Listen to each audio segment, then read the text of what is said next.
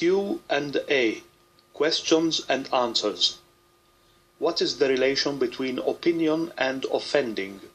They are very closely related, not only because they start with an O. In the process of the pursuit of truth, there is always a high risk of offending. So opinion and offending are two faces of the same coin. I call them the twin O's. Opinion/offending. Here's the explanation. It all starts in the mind, through the thought. Any thought breeds or produces a dialogue.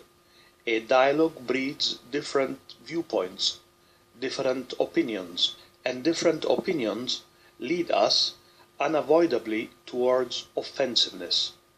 The risk of offending at a certain point becomes unavoidable, despite all the good intentions and purposes. The risk of a direct confrontation and offending can be avoided, though, only if the encounter is brief, only if it is passing by and short. So any conversation has incorporated within itself, has embedded at its core, elements of warfare.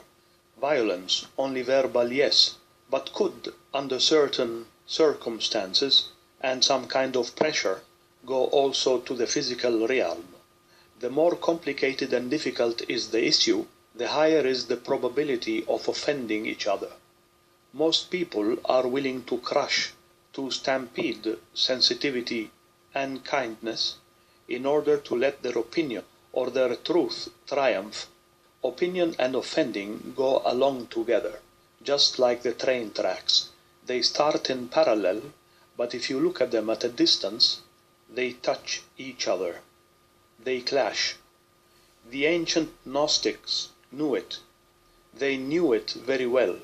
That's why they were isolated, each one by himself or herself, each one in his cave. They didn't even share their spiritual discoveries, because they were personal to them. They were personalized discoveries, directly from God to each one of them. But some of them eventually shared them only with kind and open-minded people, only with people who would listen deeply, meditate and ask questions. You can't find those people anymore, and not even then they were available. Everyone pushing his opinion like barking dogs.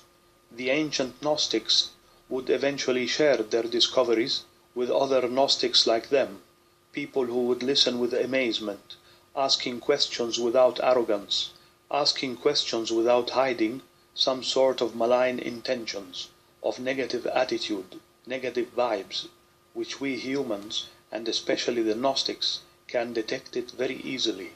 Most people nowadays don't bother to ask any questions at all. There are, but they are very few. And some of them, if they do, it's only to show up, or because they need something. And it's usually one-off question, or maximum two questions. And from the quality of the question, you can understand that they are not seriously searching for the truth. And if you remind them some weeks later about the question they made some time back, and you gave them an answer at that time, and you ask them, "What was my answer to you?" they would most probably not remember, because they were not interested in the first place. Gnostics knew all this, so they were silent and isolated. But here's the good news. Since the beginning of this third millennium, we are highly blessed because of the advent of the social media, such as Facebook, YouTube, etc., where you can explain your viewpoint, and only interested people will read and will interact with you. Apart the trolls and the hecklers, you can shut off the comments section, and you can ban trolls and hecklers quite easily. There is no need anymore to engage into quarreling. Life is full of problems and discomforts, so why should we increase the discomfort by arguing with people, either far from you or even near to you? It's exactly the same. Strangers or relatives is exactly the same thing. It brings lots of sorrow and offense, and bad words and feelings, also bad intentions, can be easily sensed.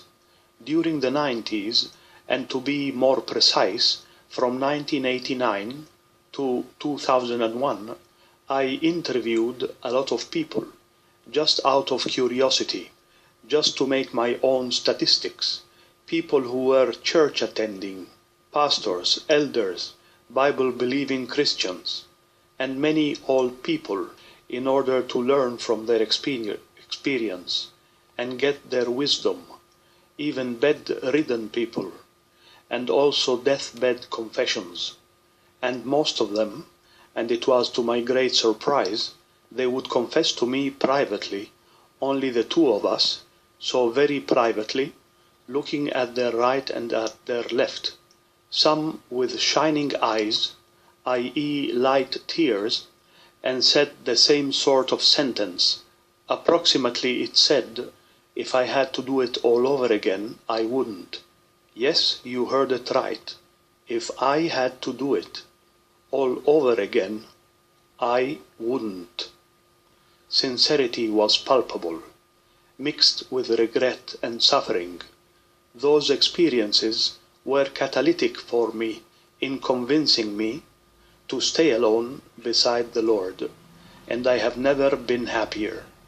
But yet I'm not really alone, because I'm among a lot of people and helping a lot of people in their needs, jobs, food, clothing, as I have been doing since 2001. But since last year, and we are 2018 now, I have been operating only online. So job offers are online, but food and clothing I deliver personally according to availability, and I meet people every day. So alone, but not alone. Those were the early Gnostics, and this is how the Lord Jesus was, and this is how the apostles lived. So to conclude, controversial opinions breed controversy. Opinion and offending, Part 2. I shall continue explaining how opinion and offending are closely related. There is a deep correlation between them. It's impossible to give an opinion seriously without having the risk of offending. In the pursuit of truth, all parties discussing face the same risk of offending and getting offended, especially when building a family and when the family becomes larger, when the kids become adults, and when they themselves start having their own kids. So parents have to relate to different generations, and the younger ones have to relate with the older generation. So clashes are inevitable, apart the clashes between people of the same generation. And I remember during the period when my father finished reading Freud's book, The Origins of Religion, and my father concentrated with me around a big segment of that book, more than 100 pages, called Totem and Taboo, Totem and Taboo by Sigmund Freud. So one day my father, at the presence of my Jewish stepmother, British Jewish, my father also lately started attending the synagogue. He was very learned, and he also studied ancient Aramaic. Well, one day, after concluding in a discussion with me that I wasn't going to get married because I was married to the mission, I married ACAP mission. And ACAP stands for Christian Association for Practical Help. I'm the founder since 2001. So unmarried and with his own charity, all by choice, and happily doing it. So after that discussion, my father said, addressing my stepmother, Freddy is cutting corners. Yes, that's what he said. Freddy is cutting corners. He was alluding to life, cutting corners in life. And there was a deafening silence. It was obvious that he was saying, well done, not married, and well done again, your own charity. Meaning I nailed it, i.e. I nailed life. So he was also confirming in a way the same examples above. My beloved mother also, towards the end of her life, and just before starting to get ill, gave me a very clear impression several times that she was disappointed of life, and she also would have said, I imagine, approximately the same phrase as the above, although she didn't specifically. But I had a very clear impression several times. I interviewed a lot of people between 1989 and 2001, and my parents were among those people. And although they didn't say the sentence, if I had to do it all over again, I wouldn't. I could sense it very clearly. Getting married, getting heavily disappointed from both sides, then having a family, children, and getting again disappointed from both sides. On my mother's side, I had my auntie and my uncle who also nailed it. They weren't married and they didn't have children, although they didn't have their own charity. My father didn't accept my new life initially, in 1989, and for 3 or 4 years he wasn't happy. But then gradually he accepted it, and he respected the choice, and towards the end he was even proud, according to the testimony of my stepmother. And some of the people I interviewed went even to the point of assessing their life looking back, saying, what a waste of energy, what a waste of effort and time, all for nothing. And unbelievable as it might sound, some people even said similar things publicly and in front of their own relatives. Unbelievable, but true. Of course, it was only a minority of people who would say exactly what was in their mind and in their heart. And as a missionary, exercising my services to the people, I also provided families with lots of caregivers, and that is going ahead until present date. And I have seen so many cases of old people having to die between the arms of the caregiver, and at the same time having of their own 2, 3, or even 4 sons or daughters, as I said, of their own. And in some cases, unbelievable but true, some sons or daughters didn't even attend the funeral of their own father or mother. In Italy, yes, in Italy. So I don't want to imagine in other countries of the Northern Hemisphere, which I presume will be even worse than Italy. There was even a case of one woman who had 4 daughters who didn't care less about their mother. But she was lucky because she also had a son, and he loved her, so she stayed with him. He also married a nice woman who was a member of the ACAP mission, and her name is Jean, so both of them were taking care of her. I have seen and heard incredible stories. I don't know why the 4 daughters didn't want their mother. Probably when she was younger, she might have been naughty with them, or even a little bit evil. I don't know.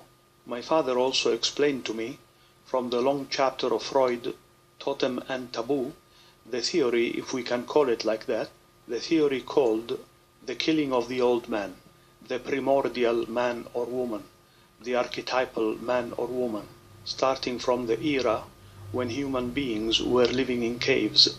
And one night at the restaurant, it was only me and him, and after talking about the primordial man for more than an hour, he concluded by saying, "I'm lucky you don't want to remove me." I thought he was being unhinged, or maybe because it was over midnight, maybe he was tired.